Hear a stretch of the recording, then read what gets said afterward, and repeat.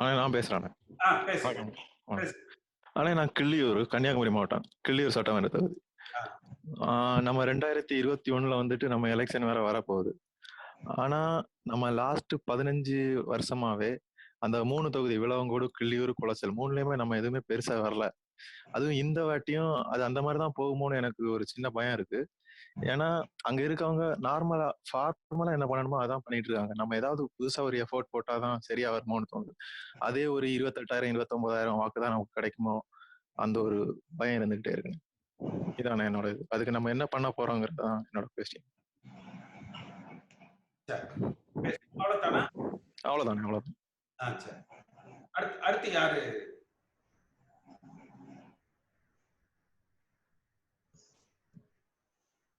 அடுத்து யார் பேசுறீங்க சார்? நான் திருச்சியில இருந்து ராமசாமி பேசுறேன். சொல்லுங்க. அதாவது உங்களுடைய வாட்ஸ்அப் மற்ற எல்லா கருத்துக்கள் எல்லாம் நான் அன்றாடம் பார்த்துட்டு இருக்கேன். செயல்படக்கூடிய முதல்வர் தன்னிச்சையில சில காரியங்களை எந்த முடிவு திட்டமிட்டு செயல்படாம அம்மாவுடைய பேரை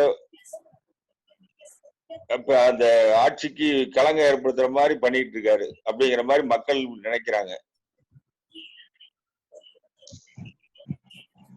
உங்களுடைய கருத்து என்ன சார்? சொல்லுங்க, நீங்க தொடர்ந்து பேசுறீங்க. உங்க கருத்தை முழுமையா ஒரு நிமிஷம் சொல்லிடுங்க. எல்லாரோட கருத்தையும் கேட்டுட்டு நான் இறுதியா என்னோட கருத்தை நான் சொல்றேன். அதாவது சார், எந்த செயல்களுமே திட்டமிடப்படாமல் அறிக்கைகளை விடுறாங்க. அது போக இந்த கொரோனா டயத்துல செய்யக்கூட்ட இந்த 1000 ரூபாய் கொடுத்த குடும்பத்துக்கு 1000 ரூபாய் கொடுத்த நிதி பத்தாது. மற்றபடி இவங்க அரசு செயல்பட முடியாத காரணத்தினால என்ன பண்றாங்க, டாஸ்மார்க் எல்லாத்தையும் திறந்து விட்டு ஒரு மாதிரி ஆக்கிட்டாங்க. இந்த 10th மார்க்ல நீங்க ஒரு அணித்தரமா எல்லாரும் நீங்க உள்பட அந்த 10th பரீட்சைகள் எல்லாத்தையும் தேர்வுகளை ரத்து பண்ணணும்னு கேட்டுக்கொண்டதுக்காக இப்ப அவங்க செஞ்சிருக்காங்க. ஆனா அந்த முடிவை அவங்களால முதல்ல எடுக்க முடியல. இது மாதிரி சில நிறைய இன்னும் பிரச்சனைகள்லாம் நிறைய இருக்கு. அவங்களால ஒரு சரியான நிர்வாகத்தை பண்ண முடியலங்கிறது மக்களுடைய கருத்து, என்னுடைய கருத்து. அதுபோக கட்சியிலேயே ஒற்றுமையும் கிடையாது. அந்த ஒற்றுமையை உருவாக்குறதுக்கு இவங்களால இவங்க 2 பேராலையுமே தலைமைக்கு கட்டுப்படாம தான் கட்சி செயல்பட்டு இருக்கு. தலைமையால கண்ட்ரோல் பண்ண முடியல. ஒவ்வொரு மாவட்டத்திலையும் பாத்தீங்கன்னா ஒவ்வொருத்தரும் ஒவ்வொரு பிரிவா சேர்ந்து செயல்பட்டுக்கிட்டு மக்களுக்கு தேவையான நன்மைகளை செய்யக்கூடியவங்களா யாரும் இல்லை. அது அம்மா இருக்கும்போது எப்படி எல்லாம் இருந்தாங்களோ இன்னைக்கு அவங்க எல்லாம் இன்னைக்கு ஒரு மாதிரியா இருந்து செயல்பட்டு இருக்காங்க. இது மக்கள் மத்தியில ஒரு அதிருப்தியா இருக்கு. அவ்வளவுதான் என்னுடைய கருத்து. வரக்கூடிய தேர்தலில் என்ன எந்த மாதிரி நம்ம டீல் பண்ணணுங்கிறத உங்களை மாதிரி பெரியவங்க தான் அது முடிவு பண்ணணும். அவ்வளவுதான் சார் என்னுடைய கருத்து. சரி, தொடர்ந்து பேசுவோம். அடுத்து யாரு? சொல்லுங்க. ஹலோ, சொல்லுங்க. ஹலோ, வணக்கம். வணக்கம். வணக்கம். நான் அந்த ஏவிஎம்முடைய காப்பாளர் பேசுறேன், விஸ்வகணேஷ் பேசுறேன். அதாவது இந்த ஆலய கதவுலாம் திறக்கப்படாம இருக்கு. பொதுவா பாத்தீங்கன்னா கண்ணுக்கு தெரியாத ஒரு வைரஸ் கிருமினாலதான் ஜனங்கள்லாம் ரொம்ப பாதிக்கப்பட்டிருக்காங்க. இந்த கொரோனா வைரஸ் எல்லாத்தையும் பாதிக்கிற மாதிரி பண்ணிட்டு இருக்கு. கண்ணுக்கு தெரியாத அந்த வைரஸ கண்ணுக்கு தெரியாத தெய்வ சக்தினால்தான் கண்டிப்பான முறையில் முழுமையாக ஒழிக்க முடியும். அதுக்கு இந்த ஆலய கதவை எந்த அளவுக்கு சீக்கிரமா திறந்து பொதுமக்கள்லாம் பார்க்குற மாதிரி ஒரு சூழ்நிலை நீங்க ஏற்படுத்தணும். அது அரசாங்கத்துக்கு ஒரு கோரிக்கை மாதிரி வச்சு செஞ்சீங்கன்னா ரொம்ப ரொம்ப நல்லா இருக்கும். பொதுவாக இன்னொன்று என்னன்னு கேட்டீங்கன்னா, இந்த ஊரடங்கு உத்தரவுனால எல்லா ஜனங்களும் சொந்தமா தொழில் செய்யப்படுமோ அத்தனை பேருமே பாதிக்கப்பட்டிருக்காங்க. நிவாரண நிதி என்னமோ ஒரு 1000 ரூபாய் தான் கொடுத்தாங்க. அது நிச்சயமா எந்த ஒரு காரணத்தை கொண்டும் சுத்தம் பத்தாது. அது சென்னை மாநகரை பொறுத்தளவுக்கு இந்த ஊரடங்கு சமாளிக்கிறது மிக மிக ரொம்ப கஷ்டமா இருக்கு. அதனால நீங்க இந்த நிதி உதவி இன்னும் கொஞ்சம் அதிகமா கிடைக்கிறதுக்கு உண்டான சூழ்நிலைகளை ஏற்படுத்தணும்.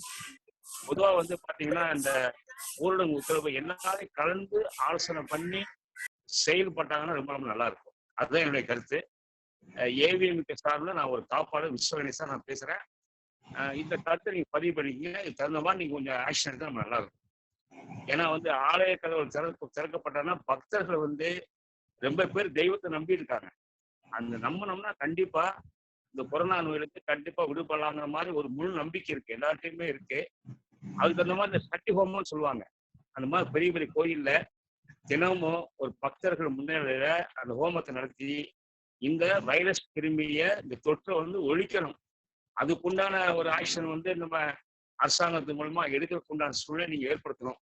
ஏன்னா உங்களை போல உங்களால முடியும். ஓகே, அதான் கருத்து.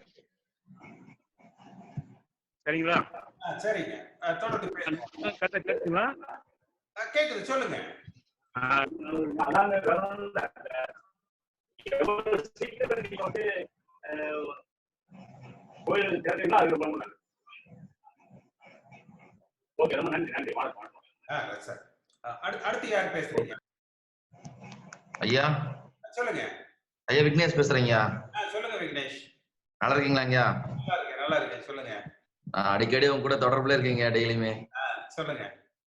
10ஆம் மாணவருக்கும் 11ஆம் மாணவருக்கும் ரொம்ப கடுமையா உழைச்சி எப்படியாச்சும் அவங்க பாஸ் பண்ண வச்சிட்டீங்க. ரொம்ப நன்றிங்க. அது நாங்க படிக்கும் போது கூட இப்படி இல்லைங்க. நீங்க வந்து நாங்க இருக்கும்போது நீங்க இருந்தீங்கன்னா நாங்க வேற லெவல்ல போயிருப்பீங்க கண்டிப்பா. சொல்லுங்க, தொடர்ந்து பேசுங்க. ஒரு நிமிஷம் தொடர்ந்து பேசுங்க. இல்லைங்க, இந்த கொரோனாவுக்கு தாங்க இந்த மாதிரி வெளி மாநிலத்திலிருந்து வரவங்கள பிளட் டெஸ்ட் பண்ணிட்டு அவங்க வந்து ஊருக்கு அமுச்சு விட்டுறாங்க. அங்க வந்ததுக்கு அப்புறம் கொரோனான்னு சொல்லி பரவுதுங்க. அது வந்து அங்கேயே தனிமைப்படுத்தி அரசு வந்து ஒரு முடிவு கொண்டுச்சுன்னா ஒரு பரவுறதுக்கு கொஞ்சம் தடுக்கலாங்கய்யா. அதுக்கு நீங்க ஒரு முடிவு கட்டணுங்க. நீங்க சொன்னாதாங்க கரெக்டா இருக்கும். அது அங்கேயே தனிமைப்படுத்தி வச்சுக்கணுங்க. 15 நாளுக்கு அப்புறம் அதுக்கப்புறம் அனுப்பிட்டா பரவாயில்ல. இங்க அனுப்புனதுக்கு அப்புறம் கொரோனான்னு சொல்லி வந்துட்டு இங்க எல்லாத்துக்கும் பரவிடுறீங்க. அதுக்குள்ள அது வந்து அரசு வந்து கண்டுக்க மாட்டேங்கிறாங்க. அவ்வளவுதான் என்னோட கோரிக்கைங்க. நன்றிங்க. அடுத்து யார் பேசுறீங்க? அண்ணா வணக்கம், மதுரவாயில இருந்து பேசுறேன். சொல்லுங்க. நான் தினந்தோறும் உங்களை தொடர்பு ஒரு முறை உங்களை தொடர்பு கொண்டிருக்கேன் தொலைபேசியில. தினந்தோறும் உங்க வாட்ஸ்அப்லாம் பார்த்துட்டு தான் இருக்கேன். இங்க இந்த நம்ம கட்சியினுடைய நிலைமை இங்க மதுரவாயில ரொம்ப மோசமாக போயிட்டு இருக்கு. யாரையும் சரியா அரவணைக்கிறது இல்லை. கட்சியின் செயல்பாடு ரொம்ப இங்க படுமோசமா இருக்கு. இந்த அவங்க ஏற்கனவே இருந்தவங்களே தான் இருக்காங்க. வேண்டி நல்லா வரக்கூடிய நல்ல வளர்ச்சி பாதையில செல்லக்கூடிய நல்ல ஒரு செயல்படக்கூடிய செயல் வீரர்கள்லாம் யாரையும் உள்ள நுழைய விட மாட்டாங்க. அம்மா இருக்கும்போது நாங்கள் நேரடியா அம்மாவால பதவிக்கு வந்தவங்க. நான் வந்து 140 வட்டம் மேல போயிருந்தேன். இன்னைக்கு வந்து கட்சி வந்து நீங்க சொன்ன மாதிரி ஒரு பொதுச் செயலாளர் ஒரு இருந்தாதான் அந்த கட்சி நல்லா வளர்ச்சி அடையுது என்னுடைய ஆழமான கருத்து. ஐயா, அவ்வளவுதான் என்னுடைய பதிவு. நன்றி. சரி, பேசுவோம். அடுத்து யாரு?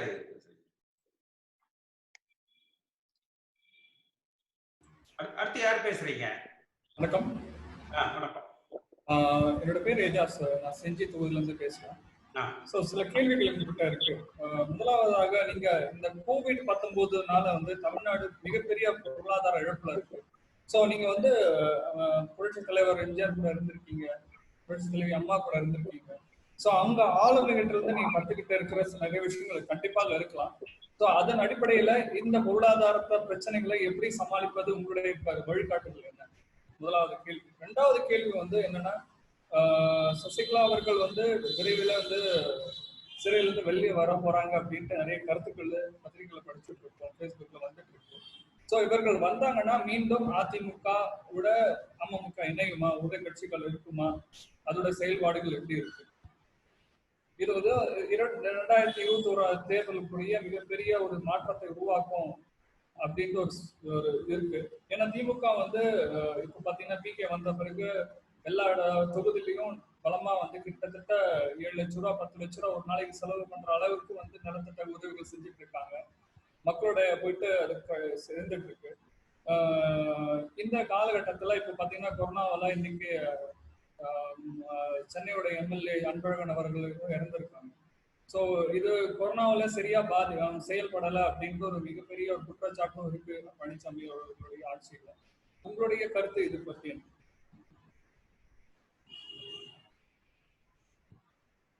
இதுதான் என்னோட கேள்வி. நன்றி. தொடர்ந்து பேசுவோம். அடுத்து யாரு பேசுறீங்க? அடுத்து யார் பேசுறீங்க? ஐயா வணக்கம் ஐயா. வணக்கம் வணக்கம், சொல்லுங்க. கீழ்பெண்ண திருவண்ணாமலை மாவட்டம் கீழ்பெண்ணாத்தூர் தொகுதி ஐயா. சொல்லுங்க.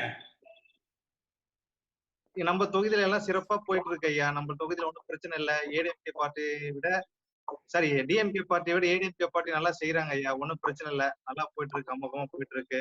நல்ல திட்டங்கள், நல்ல அமோகமான ஒரு வரவேற்பு. நம்ம என்ன சொல்றது, uneducated people are going on here. They have to put every work on well done.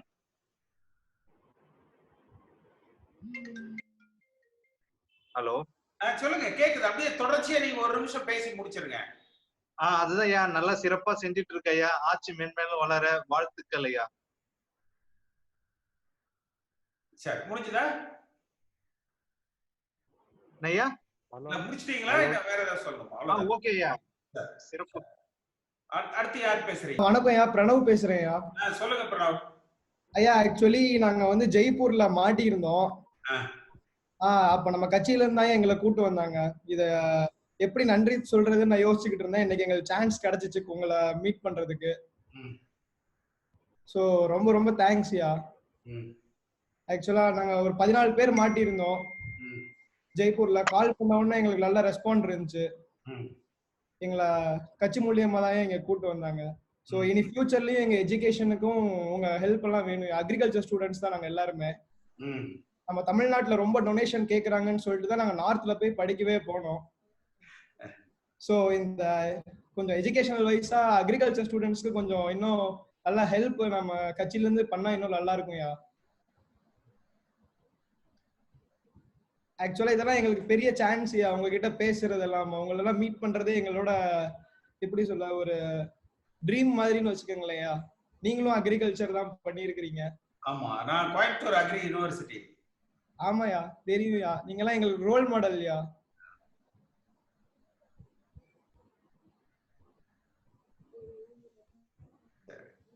முடிச்சிட்டீங்களா இல்ல பேசுறீங்களா? இல்லையா, முடிச்சிட்டேன்யா. அடுத்து யாரு? ஹலோ, சொல்லுங்க. ஹலோ, ஐயா வணக்கம் ஐயா. வணக்கம் ஐயா, என் பேர் சிவசங்கர். நான் வாணியம்படி தொகுதியிலிருந்து பேசுறேன் ஐயா. ஹலோ, சொல்லுங்க, கேக்குது சிவசங்கர், தொடர்ந்து. ஐயா, என் பேர் சிவசங்கர். நான் வாணியம்படி தொகுதியிலிருந்து பேசுறேன் ஐயா. நான் வந்து ஒரு பிரைவேட் மெட்ரிக் ஸ்கூல்ல கம்ப்யூட்டர் ஆசிரியரா ஒர்க் பண்றேன். எனக்கு வந்து நம்ம கட்சியில அதிக ஈடுபாடு அதிகம் உண்டு ஐயா. எங்க அப்பா கூட தலைவர் கட்சி ஆரம்பிச்சது 1972 இருந்து 2015 சாகர வரைக்கும் அப்பா கட்சியில ஒரு விசுவாசியா இருந்தார் ஐயா. அப்புறம் ஒரு பெரிய சொல்லிக்கிற மாதிரி பெரிய பதவியெல்லாம் எதுவும் கொடுக்கல. ஒரு சின்ன கவுன்சிலர் சீட்டு கொடுத்தாங்க, அது கூட ஆப்போசிட் பார்த்தீங்க. அப்பா ஏதோ பணம் வாங்கிட்டாரு சொல்லி அவர் ஏதோ பொய் பிரச்சாரம் பண்ணி அப்பாவை தோக்க வச்சுட்டாங்க ஐயா. ஆனா எனக்கு கட்சியில ஈடுபாடு இருக்கு ஐயா. எனக்கு ஒரு வாய்ப்பு கொடுத்தாக்கா கட்சி வளர்ச்சிக்காக நான் வேலை செய்வேன் ஐயா. நான் கட்சிக்கு உண்மையா இருக்குன்னு நினைக்கிறேன் ஐயா. அது விதமா உங்ககிட்ட பேசலாம்னு கால் பண்ணேன் ஐயா. நீங்க ஆல்ரெடி என்னுடைய வாட்ஸ்அப்ல இருக்கீங்க ஐயா. ஹலோ, சொல்லுங்க, கேக்குது, தொடர்ந்து.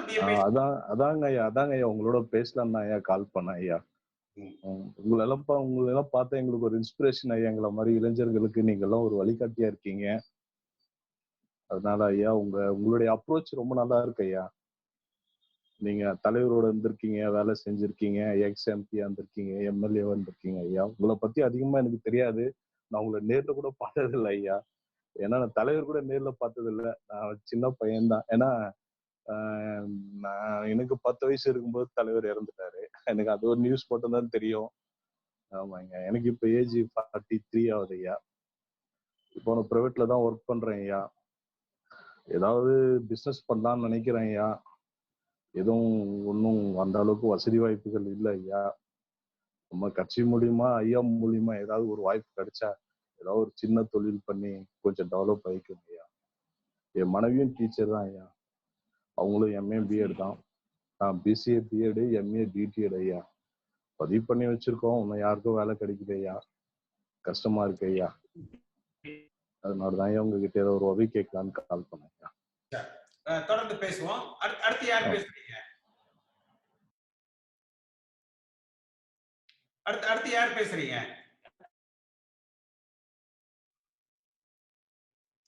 ஹலோ, சொல்லுங்க.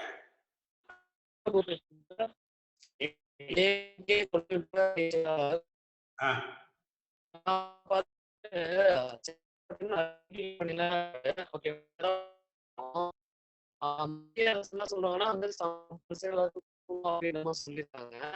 எங்களுக்கு இதுவரை பார்த்தீங்கன்னா 3 மாசம் அந்த கம்பெனி இல்ல.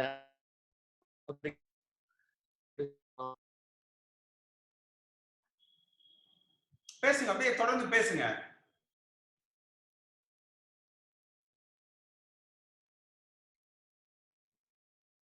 முடிச்சிட்டீங்களா தம்பி? முடிச்சிட்டீங்களா? சரி, அடுத்து யார் பேசுறீங்க?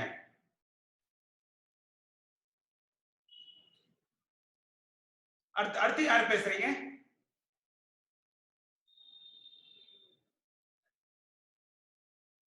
எல்லாரும் பேசியாச்சா? தாஸ் நீங்க பேசுங்க.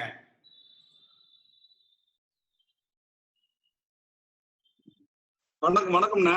வணக்கம் வணக்கம். மகேந்திரகுமார் ஒருத்தர் லைன்ல இருக்காரு, இளைஞர் அணி செயலாளர். அவரு பேச சொல்லுங்க. மகேந்திரகுமார் பேசுங்க. மகேந்திரகுமார் பேசுங்க.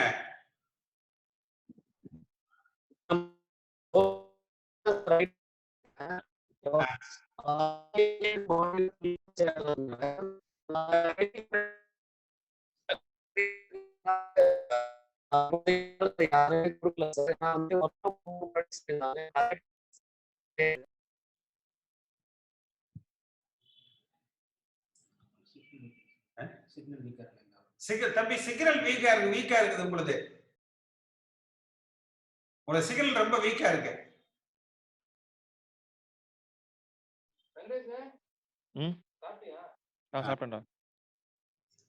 கொஞ்சம் சிக்னல் வீக்கா இருக்கு.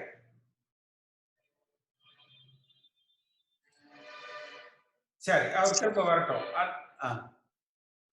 அடுத்து யார் பேசுறீங்க? எல்லாருமே லைன்ல வராங்கன்னா, பட் தொழில்நுட்ப கோளாறு காரணமாக வந்து பேச முடியல எல்லாருமே. அதுதான் இப்ப இந்த கோயம்புத்தூர்ல வேற நல்ல மழை, ஒரு கிளைமேட்.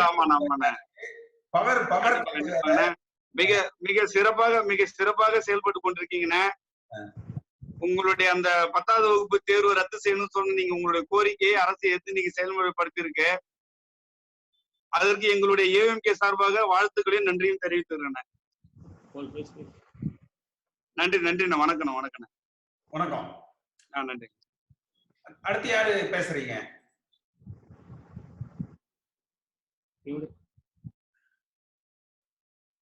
அவரு பேசுறாரு. சொல்லுங்க தம்பி. பாக்கணும் என்ன ப்ரொசீஜர்? என்ன ப்ரொசீஜர்னு கேக்குறேன்னா, உங்களை வந்து பாக்கணும்னா, பார்த்து விஷ் பண்ணணும்னா எப்ப வேணாலும் பார்க்கலாம். இந்த கொரோனா முடிஞ்சோடனே போன் பண்ணுங்க, நம்ம சந்திப்போம். அதுதான் கொரோனா முடிஞ்சதுக்கு அப்புறம் சந்திப்போம். அதுதானே. எப்படி அங்க வந்தா உள்ள அலோவ் பண்ணுவாங்களா இல்லையா? எல்லாம் அலோவ் பண்ணுவாங்க, ஒன்றும் பிரச்சனையே கிடையாது. நம்ம சந்திக்கலாம். இல்ல, நான் உங்களை வந்து பாத்துட்டு ஒரு முறை விஷ் பண்ணணும். அதால ரொம்ப நாள் ஆசை, உங்க கூட பேசணும்னு ஆசை. எனக்கு ஒரு நல்ல ஒரு வாய்ப்பு கொடுத்தாங்க. பட் ஆனா அதான் ஆஃப்டர் கொரோனா வந்து உங்களை வந்து பாத்துட்டு ஒரு போகணும்னு ஒரு ஆசையா இருக்குண்ணா. கொரோனா முடிஞ்சோடனே நம்ம நேரம் மீட் பண்ணுவோம். அதான் எப்படி நான் வந்து டைரக்டா வந்து சொன்னா இது மாதிரி அண்ணனை பார்க்கணும்னா அலோவ் பண்ணுவாங்க? நீங்க யார் போன் பண்ணாலும் நானே தான் டைரக்டா போன் எடுப்பேன். நீங்க எப்ப வேணாலும் போன் பண்ணிட்டு வாங்க, மீட் பண்ணுவோம். கண்டிப்பா நான் ஒரு நாள் வரேன். கண்டிப்பா. அடுத்து யார் பேசுறீங்க?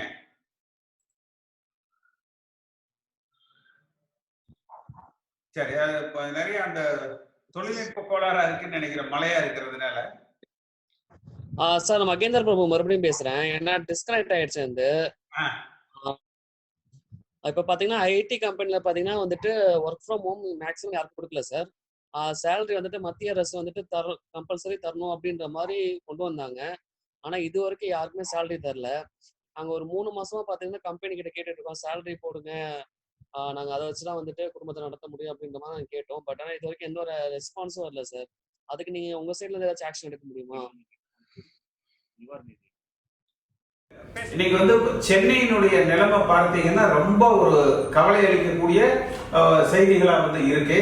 ஒரு நாளைக்கு அரசாங்கத்திலிருந்து அறிவிக்கிறது 1500 பேர் பாதிக்கப்பட்டிருக்கிறாங்கன்னு சொல்றாங்க.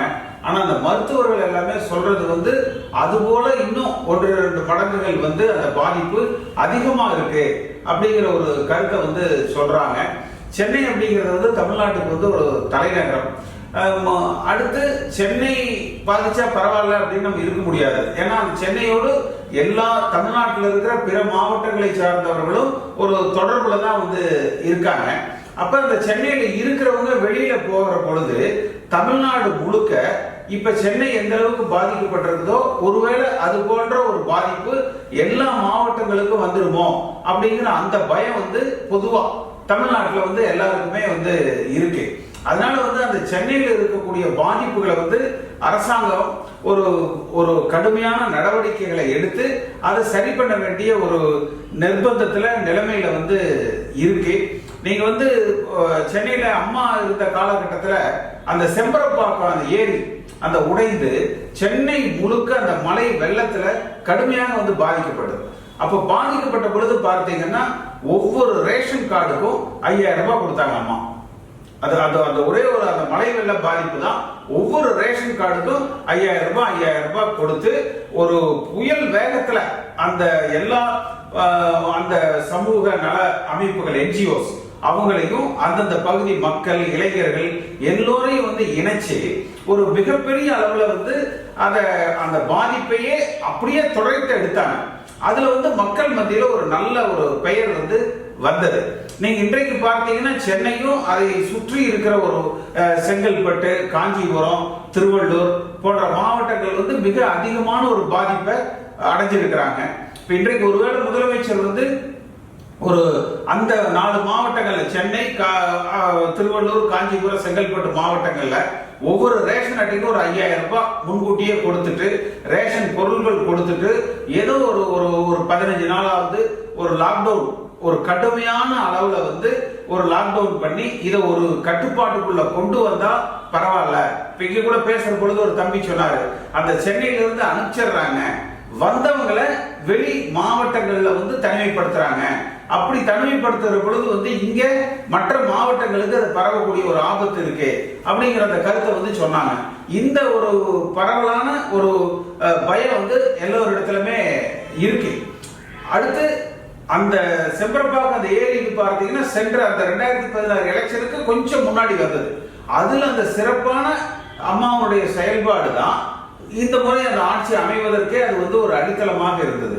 அதனால இன்றைக்கு இன்னும் ஒரு 7-8 மாதங்கள் தான் இருக்குது ஒரு சட்டமன்ற தேர்தலுக்கு. அந்த தேர்தல் வருவதற்கு உள்ளாக ஒரு இந்த அரசாங்கம் சிறப்பாக செயல்பட்டது அப்படிங்கிற ஒரு பெயரை வாங்க வேண்டிய ஒரு கட்டாயத்துல வந்து இன்றைக்கு வந்து இந்த அரசாங்கம் இருக்கு. நீங்க இதே மாதிரிதான் 62 to 67 காங்கிரஸ் ஆட்சி காலத்துல மிகப்பெரிய ஒரு உணவு பஞ்சம் வந்து வந்தது. அன்றைக்கு வந்து அந்த அரசாங்கம் அது வந்து ஒரு அவர்களால் அந்த மக்களது எதிர்பார்ப்புகளை வந்து பூர்த்தி செய்ய முடியல. ஆனா அப்படி செய்ய முடியாவிட்டாலும் கூட சில அமைச்சர்கள் வந்து ஒரு பொறுப்பற்ற முறையில வந்து நடந்துக்கிட்டாங்க. அன்றைக்கு அமைச்சராக இருந்தவர்கள் வந்து உணவு பஞ்சம் காலத்துல மக்களிடத்துல நீங்க வேணா எலிக்கறி சாப்பிடுங்க, அரிசி இல்ல, அது மாதிரியான அந்த கருத்துக்களை எல்லாம் சொன்னாங்க. அதுலதான் அந்த காங்கிரஸ் அரசாங்கம் வந்து துடைத்து எரியப்பட்டது. அந்த 67க்கு பிறகு அந்த காங்கிரஸ் வந்து தமிழ்நாட்டில் தலையெடுக்க முடியாம போனதுக்கு அன்றைய அமைச்சர்களது செயல்பாடுகள் தான் காரணமாக இருக்குது. அதனால இன்றைக்கு இருக்கக்கூடிய அமைச்சர்கள் சற்று பொறுப்புணர்வோட ஒரு மிக கடுமையாக உழைத்து இந்த அரசாங்கத்துக்கும் கட்சிக்கும் ஒரு நல்ல பெயரை கொண்டு வந்தால் மட்டும்தான் அடுத்த தேர்தலை வந்து நம்ம சந்திக்க முடியும்.